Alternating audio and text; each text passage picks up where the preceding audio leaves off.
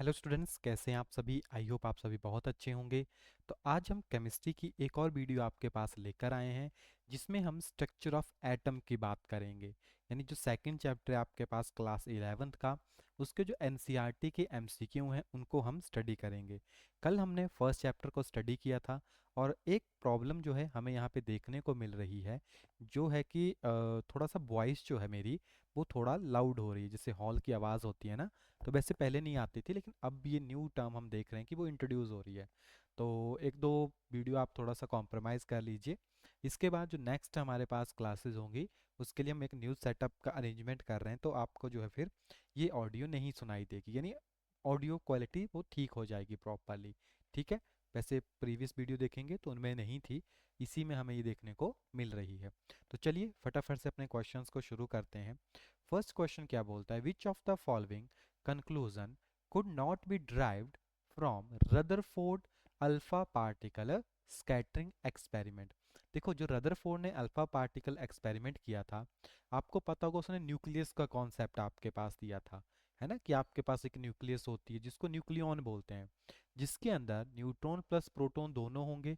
And जो electron है वो प्लानिटरी मोशन में जो है वो चारों तरफ घूम रहा है। पूरा का पूरा मास जो है सेंटर में प्रेजेंट है।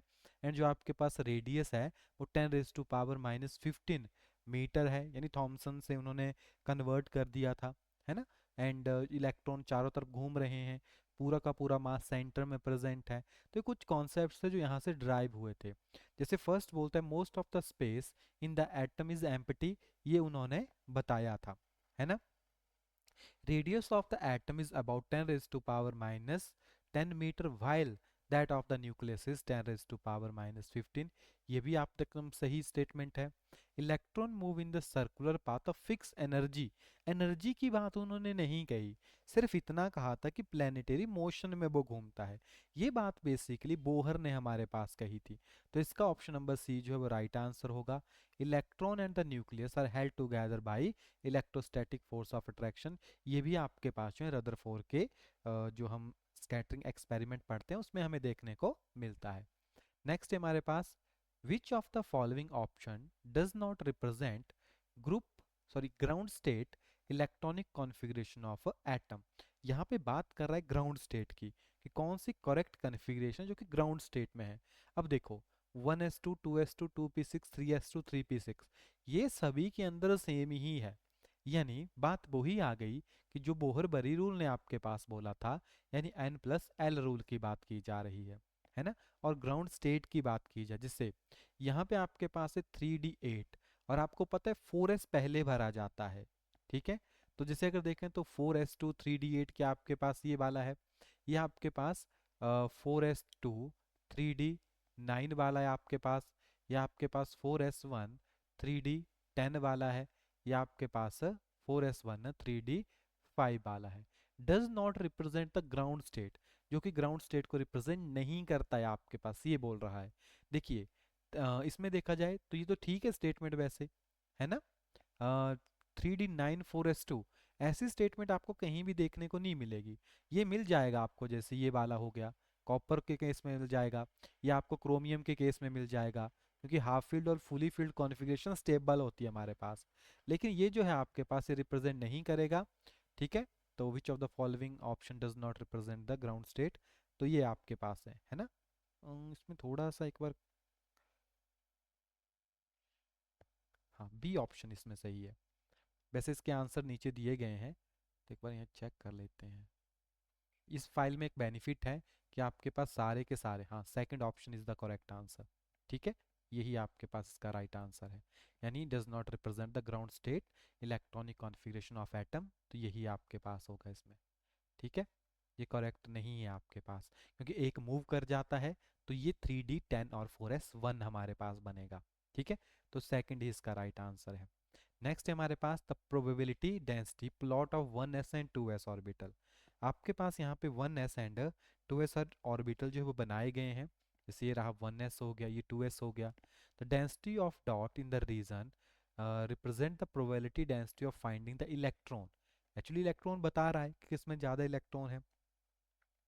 आपके पास यहाँ पे इनकरेक्ट स्टेटमेंट बतानी है। ठीक है, थोड़ा सा ना ये पहले पढ़ लिया करें अच्छे से, क्योंकि यही बात होती है कि आपके पास पूछ क्या रहा है। On the basis of above diagram which of the following statement is incorrect. 1s 2s orbital are spherical in shape. S की शेप तो स्फेरिकल ही होती है, तो ये तो सही है। The probability of finding the electron is maximum near the nucleus, ये भी मोस्टली आपके पास सही है। The probability of find the electron at a given distance is equal in all direction, इसमें बराबर होता है आपके पास, कहीं भी फाइंड कर लो। The probability density of electron of 2s orbital decreases uniformly distance of the nucleus increasing. तो अगर इसकी बात करें तो प्रॉपरली आपके पास सही नहीं बैठ रहा, ठीक है। तो ये आपके पास इसका राइट आंसर है, probability density of electron from 2s first increases then, ठीक है। नेक्स्ट है हमारे पास, which of the following statement is correct about the characteristic of cathode ray, ठीक है। कौन सी स्टेटमेंट आपके पास करेक्ट नहीं है, क्लियर। जैसे ऑप्शन है the start from the cathode and move toward the anode, सही है। दे travel in straight line in the absence of an external electrical and magnetic field, ये भी आपके पास सही स्टेटमेंट है। Characteristics of cathode ray does not depend upon the material electrode in a cathode, ये भी आपके पास सही स्टेटमेंट है। Characteristic of cathode ray depend upon the nature of the gas in the tube, ये आपके पास सही स्टेटमेंट नहीं है, तो डी ही इसका राइट आंसर है। Which of the following statement about the electron is incorrect, तो बहुत आसान क्वेश्चन होगा, इलेक्ट्रॉन के बारे में है। It is a negative charge particle, सही स्टेटमेंट है। The mass of the electron is equal to the mass of neutron, ये गलत स्टेटमेंट है। It is a basic constituent of atom, सही है। It is a constituent of cathode ray, ये भी आपके पास सही टर्म है, ठीक है। तो बी इसका राइट आंसर होगा आपके पास। Which of the following property of atom could be explained correctly by Thomson model. Thomson की बात करें तो प्लम पडिंग मॉडल था उनका, है ना, प्लम पडिंग, यानी इस तरह से मॉडल है, बीच में आपके पास जो है नेगेटिव चार्जेस हैं जैसे वाटरमेलन की तरह, बाकी जितनी भी आपके पास जगह बच गई उन सभी में आपके पास जो पॉजिटिव चार्ज जो है वो प्रेजेंट है, ठीक है। ये उन्होंने आपके पास कहा था। Overall neutrality of atom, spectra of hydrogen, ये तो आया ही नहीं था। पोजीशन ऑफ इलेक्ट्रॉन, ये भी प्रॉपर्ली नहीं बता पाए। स्टेबिलिटी भी नहीं बता पाए, तो यही इसमें बचा। ओवरऑल न्यूट्रलिटी की बात वो कर रहा था कि पूरे में यूनिफॉर्मली डिस्ट्रीब्यूटेड चार्जेस, तो वो न्यूट्रल है। Two atom are said to be isobar, isotope का अपोजिट होता है। आइसोटोप होते हैं सेम एटॉमिक नंबर, है ना, बट डिफरेंट मास नंबर, तो यहाँ पे क्या हो जाएगा, मास नंबर सेम हो जाएगा आपके पास। They have a same atomic number but different mass number, ये तो आपके पास आइसो टोप्स होते हैं। They have a same number of electrons, electron बराबर है बट न्यूट्रॉन्स अलग हैं। They have the same number of neutrons but different electron, ये तो आपके पास आइसोटोप्स आपके पास हो गए। Sum of number of proton plus neutron is same but the number of proton is different, यानी क्या बोल रहा है, जो सम होता है ना प्रोटॉन एंड न्यूट्रॉन का, वो सेम होता है आपके पास, यानी जो आपके पास एटॉमिक नंबर है, यही हो गया ना दोनों का सम, यानी एटॉमिक मास बोलोगे आप उसको, लेकिन जो प्रोटॉन है वो अलग होते हैं, यानी जो एलिमेंट है वो आपके पास अलग अलग है, तो डी जो है इसका राइट आंसर है। Number of radial nodes for 3p orbital is, देखो एस पी यानी 0 1 एल की वैल्यू हो गई। रेडियल नोड की बात कर रहा है, दो टाइप की नोड होती है, एक होती है एंगुलर नोड्स जिसको एल के साथ रिप्रेजेंट करते हैं, एक होती है रेडियल नोड्स जो होती है एन माइनस एल माइनस 1 के साथ, ठीक है। 3p की बात आपके पास कर रहा है, तो n की वैल्यू 3 है, l की वैल्यू आपके पास 1 है, -1, यानी 3 - 2 = 1, तो आपके पास 1 होगी इसके अंदर, ठीक है, क्लियर। नेक्स्ट है हमारे पास नंबर ऑफ एंगुलर, तो यहाँ पे एल की वैल्यू पूछ रहा है, तो डी के लिए एल की वैल्यू कितनी होती है, 2 होती है, ठीक है। तो ये तो सिंपल क्वेश्चन है और प्रीवियस ईयर एग्जाम के क्वेश्चन है, उनमें पूछे भी गए थे। Which of the following is responsible to rule out the existence of defined path और ट्रजेक्टरी ऑफ द इलेक्ट्रॉन, एकदम डिफाइंड पाथ की वो बात कर रहा है, ठीक है। Which of the following is responsible to rule the existence of definite path, Pauli's ने तो ऐसी कोई बात ही नहीं कही थी। पॉलिस ने बोला था कि 4 क्वांटम नंबर की वैल्यू सेम नहीं हो सकती, या 2 ही इलेक्ट्रॉन एक ऑर्बिटल के अंदर आपके पास आएंगे। हुंस रूल भी सेम है, इलेक्ट्रॉन फिलिंग की बात करता है, मल्टीपल इलेक्ट्रॉन हो। ऑब्बो प्रिंसिपल भी आपके पास रिप्रेजेंट करता है कि इलेक्ट्रॉन की जो फीलिंग होगी वो increasing order of their energy के बेसिस के ऊपर होगी। तो सिर्फ हेजनबर्ग अनसर्टेनिटी प्रिंसिपल आपके पास यहाँ पे बचता है, जो इलेक्ट्रॉन की पोजीशन एंड मोमेंटम की बात करता है। ठीक है, total number of orbital associated with the third shell will be, third shell की बात कर रहा है। Total number of orbitals formula होता है एन स्क्वायर, थर्ड ऑर्बिटल है तो 3 का स्क्वायर यानी 9। कौन कौन होंगे, 3s 3p एंड 3d। एक इसके अंदर है, 3 इसके अंदर है और 5 इसके अंदर है। कितने हो गए, 5 6 3 9, तो 9 आपके पास हो गए। ठीक है, orbital angular momentum, angular momentum का फॉर्मूला पता है, h upon 2 pi under the root l into L plus 1, ये आपके पास है।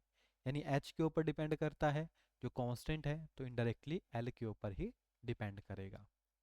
नेक्स्ट हमारे पास है chlorine exist in 2 isotope forms, 2 isotope form में एग्जिस्ट करता है, Cl37 and 35, but its atomic masses is 35.5।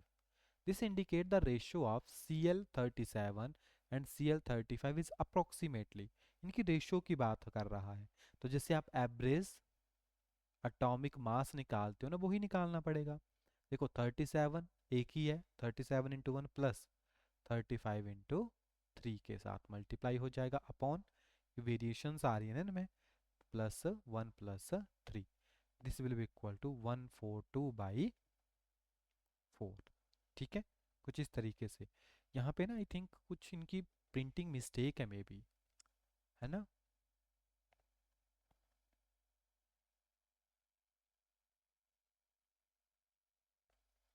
तो यहाँ से इसको काटेंगे, this will be equal to 35.5 हमारे पास बनेगा।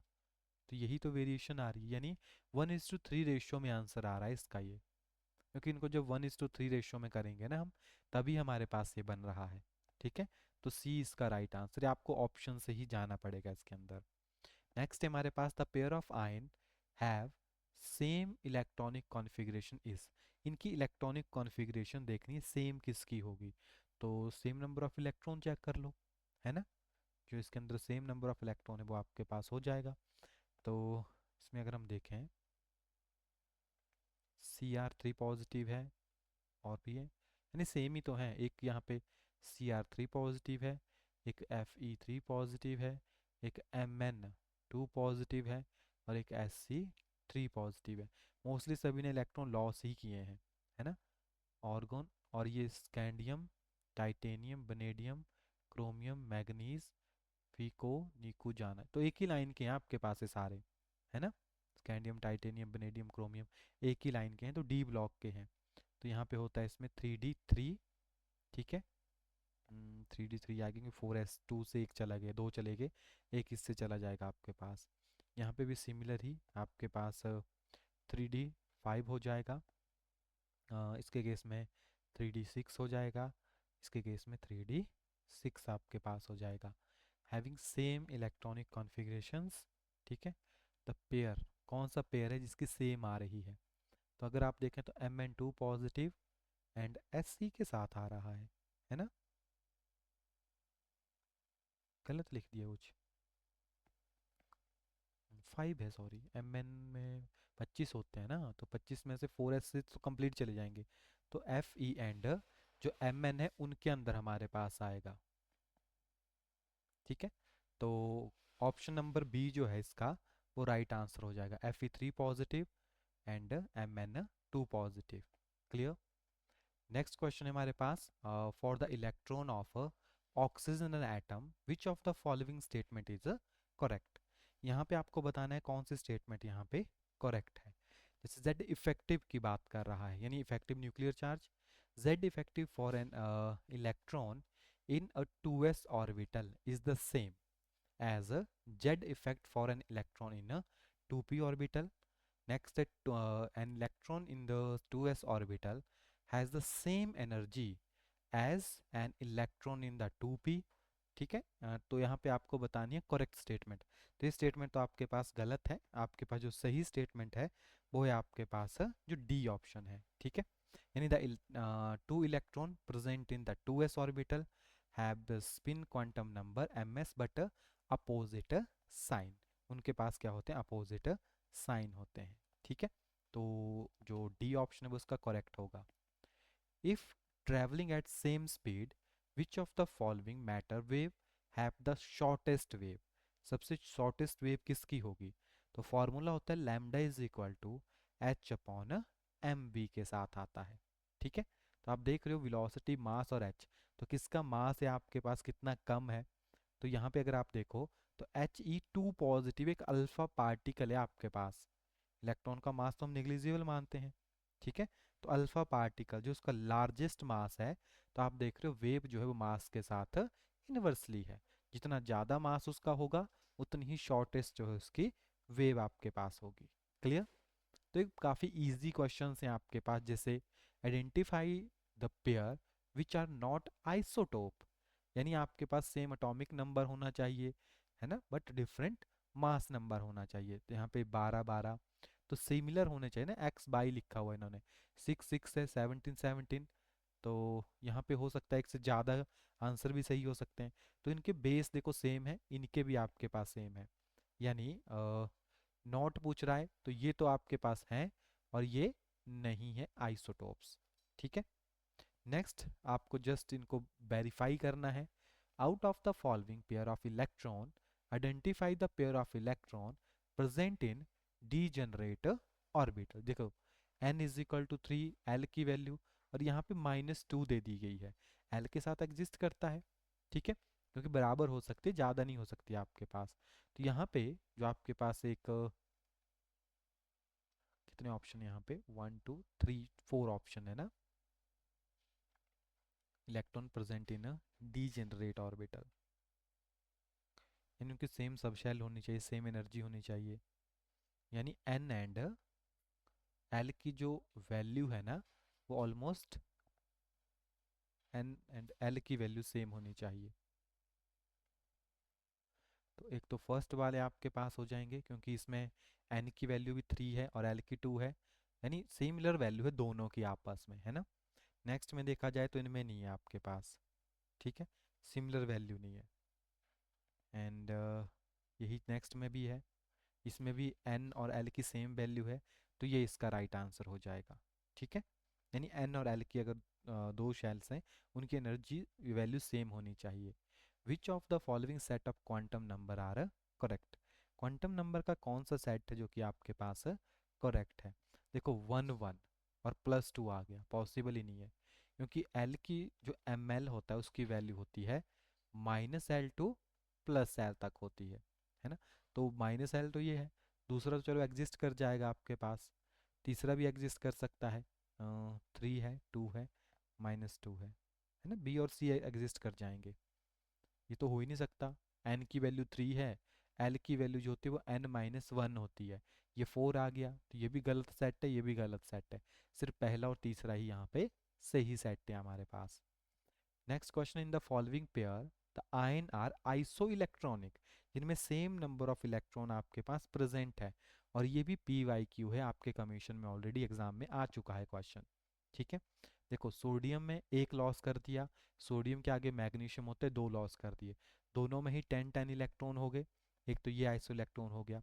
ठीक है, और देखिए सोडियम ने एक लॉस किया 10, ऑक्सीजन ने 2 लॉस किए, सॉरी 2 गेन किए 10, ये भी आपके पास सिमिलर हो गया। नाइट्रोजन 3 गेन कर रहा है ना, नाइट्रोजन 3 गेन कर लिए और कितने हो गए, 10 हो गए। क्लोरीन का 17 होता है, एक गेन करके 18 हो जाएगा, तो ये भी नहीं है। ऑक्सीजन ने एक गेन किया तो इसके पास 9 हो गए, और एल्यूमिनियम ने 3 लॉस कर दिए तो इसके पास 10 हो जाएंगे। ठीक है, तो ये भी आपके पास नहीं है, तो पहला और तीसरा इसका राइट आंसर है। लास्ट क्वेश्चन है हमारा आज का, which of the following statement concern the quantum number are correct. Quantum number से रिगार्डिंग स्टेटमेंट पूछ रहा है। हमारे पास कितने क्वांटम नंबर होते हैं, 4 होते हैं, जिसमें एल ml एंड ms के साथ हम डील करते हैं। प्रिंसिपल क्वांटम नंबर होता है आपके पास, है ना, प्रिंसिपल क्वांटम नंबर हो गया, एजिमुथल क्वांटम नंबर हो गया, फिर आपके पास मैग्नेटिक क्वांटम नंबर आपके पास हो गया, और स्पिन क्वांटम नंबर हो गया। यही सभी चीज़ें बताते हैं, जैसे प्रिंसिपल क्वांटम नंबर साइज बता देता है, मेन एनर्जी शेल बताते हैं, एजीमुथल आपको वैसे सब्सिडाइजरी क्वांटम नंबर ही बोलते हैं, तो एंगुलर मोमेंटम रिप्रेजेंट कर देता है, plus number of subshell बता देगा। मैग्नेटिक क्वांटम नंबर इलेक्ट्रॉन की ओरिएंटेशन ऑर्बिटल्स रिप्रेजेंट करता है, और स्पिन क्वांटम नंबर आपको स्पिन बताता है। ठीक है, क्या बोलता है, azimuthal quantum number determine the three dimensional shape of the orbital. ठीक है, यहाँ पे क्वेश्चन था, करेक्ट है। तो ठीक है आपके पास, क्योंकि आपके पास एल, देखो एस, पी, डी, एफ आ जाते हैं ना इसके अंदर, तो आपको पता लग जाएगा कि एस की शेप कैसी है, पी की कैसी है, डी की, क्योंकि वो एंगुलर मोमेंटम रिप्रेजेंट कर रहा है।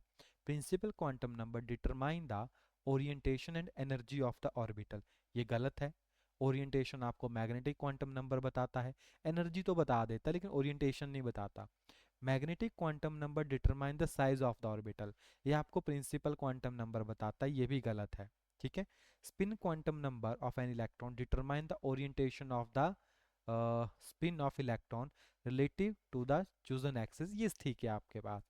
तो पहला और चौथा इसमें सही है। ठीक है, किसी भी क्वेश्चन में कोई डाउट लगे तो आपके पास ऑलरेडी इन सब के आंसर्स जो हैं वो यहाँ पे प्रेजेंट हैं, वहाँ से एक बार क्रॉस चेक कर सकते हो। नेक्स्ट को भी आप अटैम्प्ट कर सकते हो, नेक्स्ट के क्वेश्चंस भी आपके पास यहाँ पे प्रॉपरली दिए गए हैं। लेकिन हम जो फॉलो कर रहे हैं अभी सिर्फ एमसीक्यू को फॉलो कर रहे हैं, तो वहाँ से आप जो है चेकआउट कर सकते हैं। तो बाकी किसी भी क्वेश्चन में कोई इशू होगा तो कमेंट करके ज़रूर बताइएगा। बाकी मिलते हैं आपके पास नेक्स्ट क्लास में, तब तक के लिए thank you and have a nice day. और अगर चैनल के ऊपर न्यू है तो चैनल को सब्सक्राइब ज़रूर कीजिएगा।